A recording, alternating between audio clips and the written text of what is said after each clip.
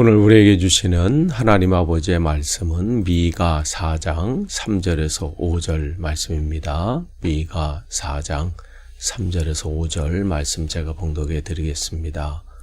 주님께서 민족들 사이의 분쟁을 판결하시고 원근 각처에 있는 열강 사이의 갈등을 해결하실 것이니 나라마다 칼을 쳐서 보습을 만들고 창을 쳐서 낫을 만들 것이며 나라와 나라가 칼을 들고 서로를 치지 않을 것이며 다시는 군사훈련도 하지 않을 것이다. 사람마다 자기 포도나무와 무화과나무 아래 앉아서 평화롭게 살 것이다. 사람마다 아무런 위협을 받지 않으면서 살 것이다. 이것은 만군의 주님께서 약속하신 것이다. 다른 모든 민족은 각기 자기 신들을 섬기고 순종할 것이다. 그러나 우리는 언제까지나 주 우리의 하나님만을 섬기고 그분에게만 순종할 것이다. 아멘. 우리가 이제 계속해서 미가 말씀을 나누는데요. 오늘은 4장 3절에서 5절이에요. 근데 이제 여러분 1절, 2절을 생각하시면 3장과 이 4장의 분위기가 완전히 바뀌어졌다고 그랬어요. 3장을 통해서는 하나님 앞에 온전히 서지 못했던 정치 지도자들이나 또 리더십 그룹들, 또 거기에다가 종교 지도자들, 제사장, 또 예언자들이 그야말로 자기 욕망과 욕심에 사로잡혀서 하나님의 뜻과는 상관없이 그러면서도 이게 다 하나님의 뜻이다. 하나님이 우리와 함께 하신다. 하나님은 우리 하나님이시기 때문에 우리를 결코 망하게 할 수 없다. 저 미가 선지자가 전하는 저 말은 저거는 거짓된 것이다. 이렇게 사람들도 선동하고 그랬거든요.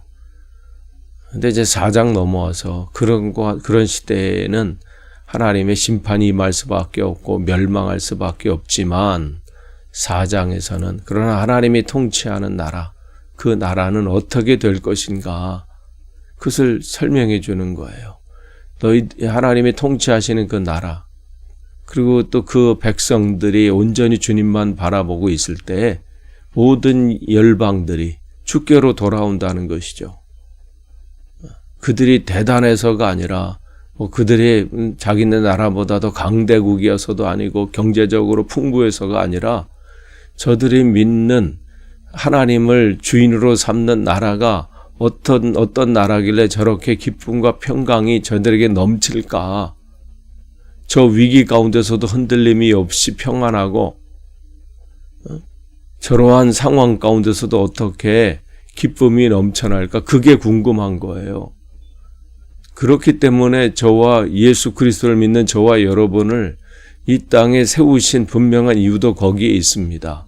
우리가 다른 사람보다 더 똑똑하기 때문에 더 재물이 많기 때문에 더 많은 힘과 능력과 재주를 가지고 있기 때문에 궁금한 것이 아니라 저들이 저러한 형편 속에서도 상황 속에서도 어떻게 저들은 나 같으면 이미 예전의 경험과 또 지금 자기 상황을 봤을 때 저 정도의 상황이면 절망하고 원망하고 불안해하고 두려움에 쩔어가지고 어떻게 하나 사람을 만날 때마다 힘들어하고 불안과 두려움 속에 있는데 저 사람은 뭘 믿는 예수가 누구길래 저 상황에서도 저렇게 평안할까?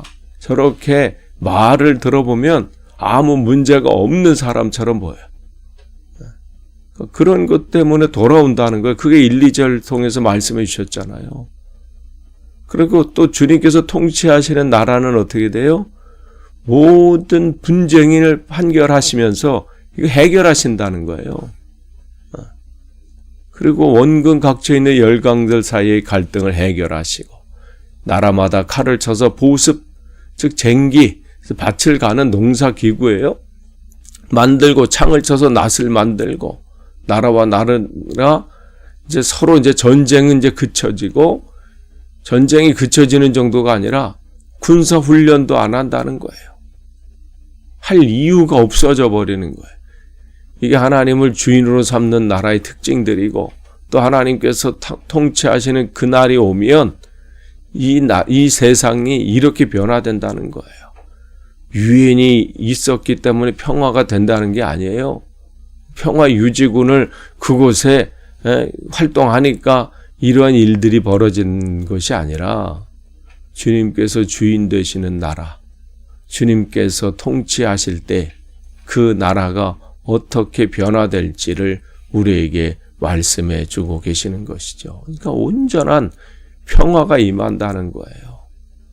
그러니까 내 안에 있는 평강은 내가 무슨 의지하고 결단하고 무슨 대단한 어떤 조직들을 만들었을 때 되어지는 것이 아니라 주님이 내 삶의 주인 되실 때, 나를 통치하실 때, 내 인생을 다스리실 때 그때 나오는 결과예요. 그러니까 우리의 삶 속에 기쁨과 평강이 없다는 것은 점검을 해봐야 돼요. 나를 두렵게 하는 그게 무엇 때문에 두려운지, 나를 불안하게 하는 것은 무엇 때문에 나의 삶에 내 마음속에 이렇게 불안함이 오는가. 그걸 곰곰이 생각하셔야 돼요. 그 이유를 찾아야 답을 찾을 수 있거든요. 무엇 때문에 불안한가? 왜 염려가 이렇게 오는가? 그런데 오늘 본문을 통해서 하나님께서 미가를 통해서 말씀하시는 것은 모든 평강은 하나님으로부터 온다는 거예요. 그러니까 평강이 없다 그것은 그의 인생 속에 하나님이 안 계시다는 증거예요. 그러니까 믿지 못한다는 거죠. 신뢰하지 못한다는 거예요. 여러분이 가게나 무슨 쇼핑을 하러 가실 때 뭘 구입하실 때 물품을 구입하실 때 거기를 담대히 갈 수 있는 것은 뭐예요? 내가 그 사과라든지 내가 이 어떤 뭐 감자라든지 그걸 살 만한 내가 충분한 재정적인 돈을 가지고 있다고 확신이 있기 때문에 그 믿음이 있기 때문에 가는 거잖아요. 그 정도는 내가 살 수 있다. 그걸 믿는 거예요. 만약에 그게 없다면 불안하겠죠. 내가 지금 감자 지금 저 사과 한 팩을 살 돈이 없는데 그냥 무작정 갑니까? 그냥 없는데도 그냥 가요? 가서 그냥 뭐 훔쳐오든지 아니면 말을 잘 해가지고 그 한 팩을 잘 얻어올까? 그 생각으로 가시는 분은 없을 거예요. 나에겐 그 충분한 그것이 있다는 확신이 있잖아요. 그것이 확 담보가 될 때 우리는 그것을 사러 가는 거예요. 대부분 그렇잖아요. 근데 없으면 불안할 거예요. 그만한 돈이나 그만한 형편이 안 됨에도 불구하고 그 길을 걸어간다고 한다면 불안할 거 아니에요. 무슨 말을 해야 되나? 거기 가서 어떻게 얘기를 해야 되나?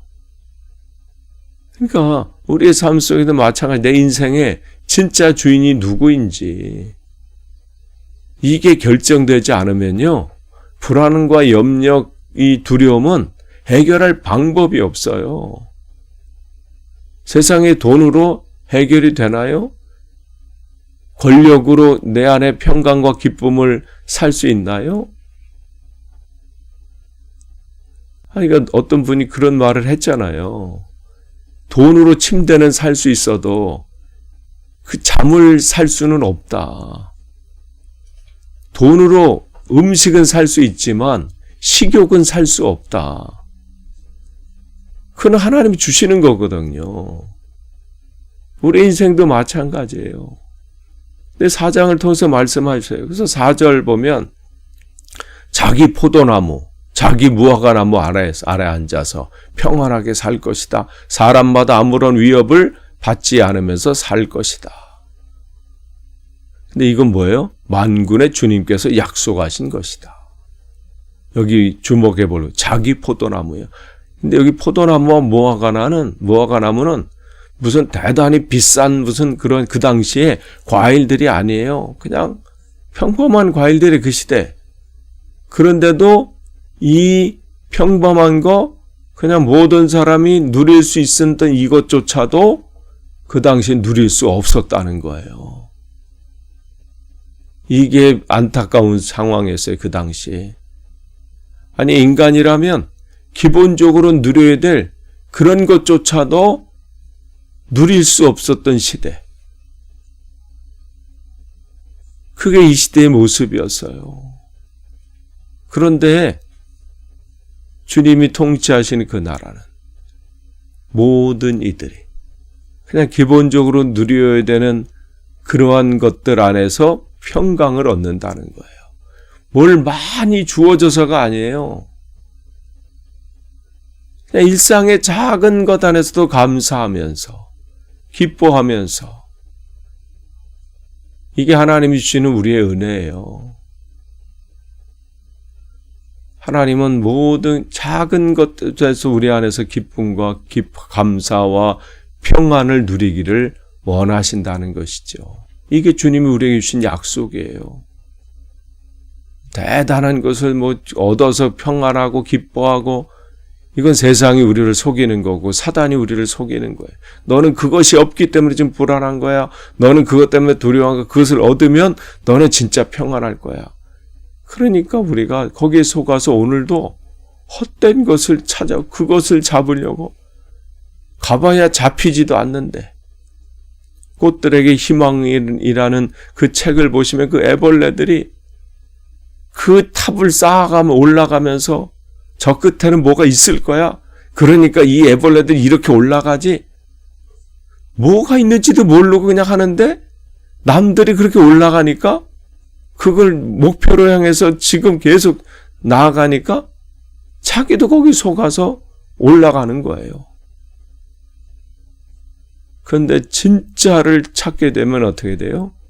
그게 아니구나. 이것을 알게 되잖아요. 주님의 약속의 말씀으로 붙잡으세요. 평안은 우리에게 주님께서 주시는 거예요. 세상에 다른 것에 있지 않습니다. 그렇기 때문에 모르면 어떻게 돼? 5절에 그냥 자기 신들을 믿고 자기가 그동안 살던 방식대로 불안해하면서 염려하면서 그냥 거기 속아서 거기 순종하면서 가는 거예요. 저기 뭔가 있을 거야. 그래도 이렇게 열심히 하고 열심히 빌고 저걸 잘 섬기면 뭔가 우리에게 진짜 행복이 올 거야. 속으면서 가는 거야. 그러나 우리는 누구예요?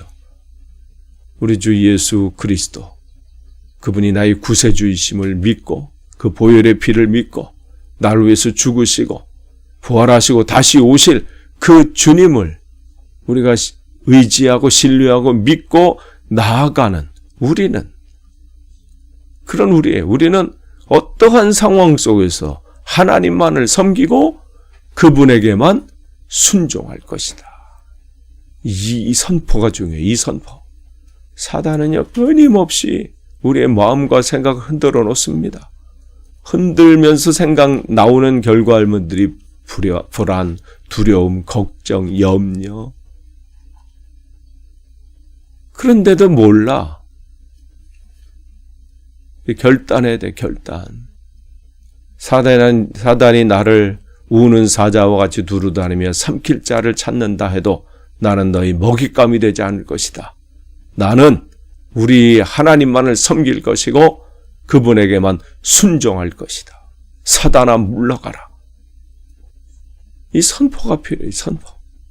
그리고 선포한 대로 오늘 사는 거야. 오늘 앞에 펼쳐지는 많은 일들이 있잖아요. 문득문득 나에게 들어오는 두려움들, 걱정들. 이것을 방치하지 마세요. 집안에 도둑이 들어올 때 방치하는 사람이 어디 있어요? 그걸 방치 안 하려고 CCTV도 달고 문고리도 더 하고 열쇠도 하고 그렇게 하잖아요. 인간적인 그래도 노력을 하잖아요. 근데 우리의 인생을 왜 이렇게 방치하시나요? 사단은 오늘도 공격합니다. 문득문득 나에게 주는 그 마음들, 생각들, 그 감정들, 그걸 그냥 방치하지 마세요. 들어오는 순간 선포하시면서 쫓아내셔야 돼요. 그게 다 사단이 우리를 속이는 겁니다. 그렇게 훈련하시는 거예요. 오늘 하루 훈련하시고 내일도 훈련하시고.